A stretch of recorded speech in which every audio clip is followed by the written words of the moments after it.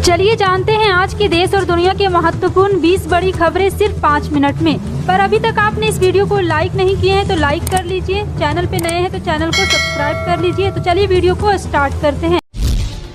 बता दें, मोदी सरकार ने देश को बड़ा तोहफा दिया है। केंद्र सरकार ने ऐलान किया है कि देश में नए 50 एयरपोर्ट खोले जाएंगे।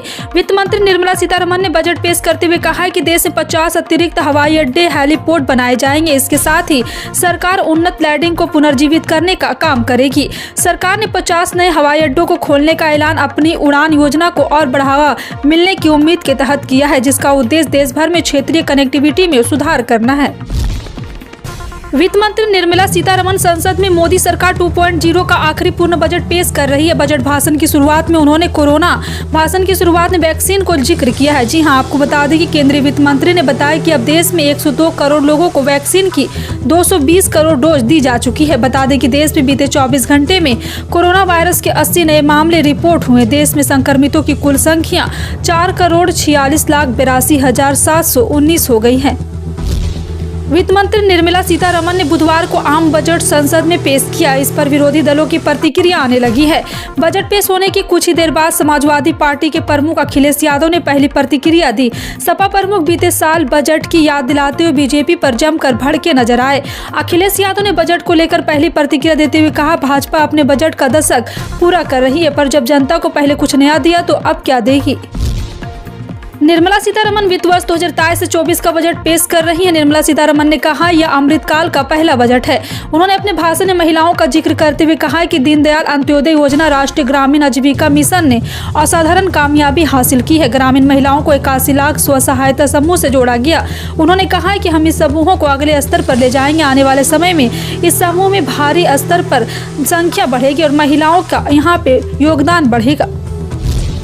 विवादों में घिरे बागेश्वर धाम के धीरेन्द्र शास्त्री लगातार सुर्खियों में बने हुए। धीरेन्द्र शास्त्री पर अंधविश्वास फैलाने का आरोप है, जिस पर उन्होंने कहा है कि वो कोई चमत्कारी आदमी नहीं है, वो केवल सनातन परंपरा का पालन करते हैं और भगवान बालाजी के भक्त हैं। इस बीच अब उन्होंने एबीपी न्यूज से खास बातचीत में कहा है कि देश में सनातन धर्म के खिलाफ साजिश चल रही है और इसके खिलाफ आवाज उठानी होगी।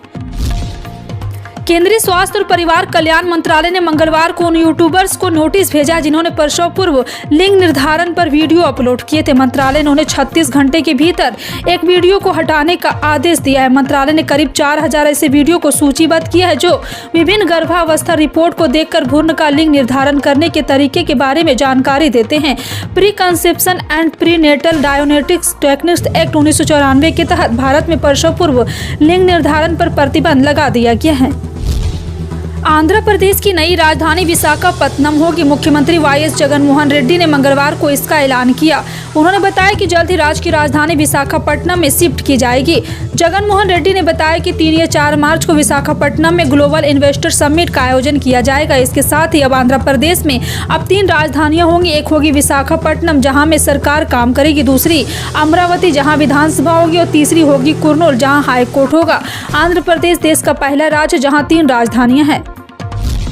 बिहार बोर्ड इंटरमीडिएट की परीक्षाएं आज 1 फरवरी 2023 से शुरू हो गई है। राज्य के 38 जिलों के 1464 परीक्षा केंद्र पर 63,600 छात्राओं और 6,81,795 छात्रों समेत कुल 13,18,227 परीक्षार्थी इस वर्ष बिहार बोर्ड इंटरमीडिएट परीक्षा में शामिल होंगे।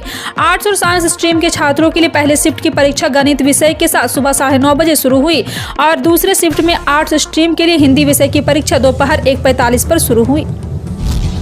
भारतीय जनता पार्टी की दिग्गज नेता और मध्य प्रदेश की पूर्व मुख्यमंत्री उमा भारती राज्य में शराब नीति को लेकर ज्यादा सख्त बनाने की मांग कर रही। इसके तहत ही वो 4 दिनों तक भोपाल के एक मंदिर में रही। 4 दिन बाद मंगलवार को मंदिर से रवाना हो गई। जाने से पहले उन्होंने मध्य प्रदेश में शराब नीति बेहद सख्त करने की मांग करते हुए मधुशाला को गौशाला बदलने की मांग की। उन्होंने कहा कि राज्य में महिलाओं के खिलाफ बढ़ते अपराध को सीधे तौर पर शराब की खपत से ही जोड़कर देखा जाना चाहिए। उमा भारती ने भोपाल के अयोध्या नगर निगम में शराब की दुकान के पास एक मंदिर में 4 दिवसीय प्रवास शुरू किया।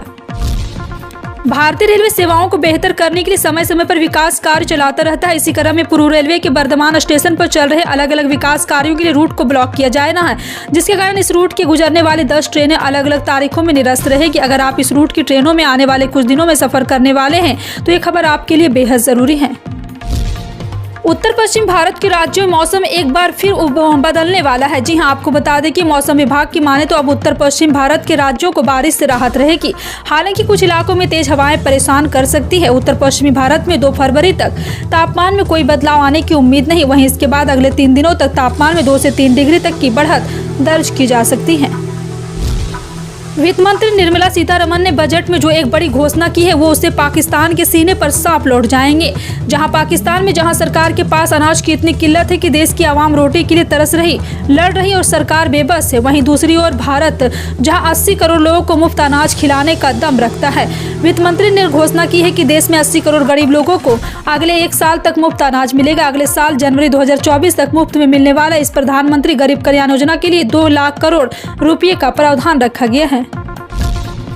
बजट में निर्मला सीतारमण ने ग्रीन एनर्जी के लिए 35,000 करोड़ रुपए का फंड आवंटित किया है। अर्थव्यवस्था को बढ़ावा देने की मदद करे इस फील्ड के लिए लद्दाख से स्कीम की शुरुआत करेगी, जिसमें 20,000 करोड़ का खर्च आएगा। इसमें केंद्र की तरफ से 8,000 करोड़ रुपए दिए जाएंगे।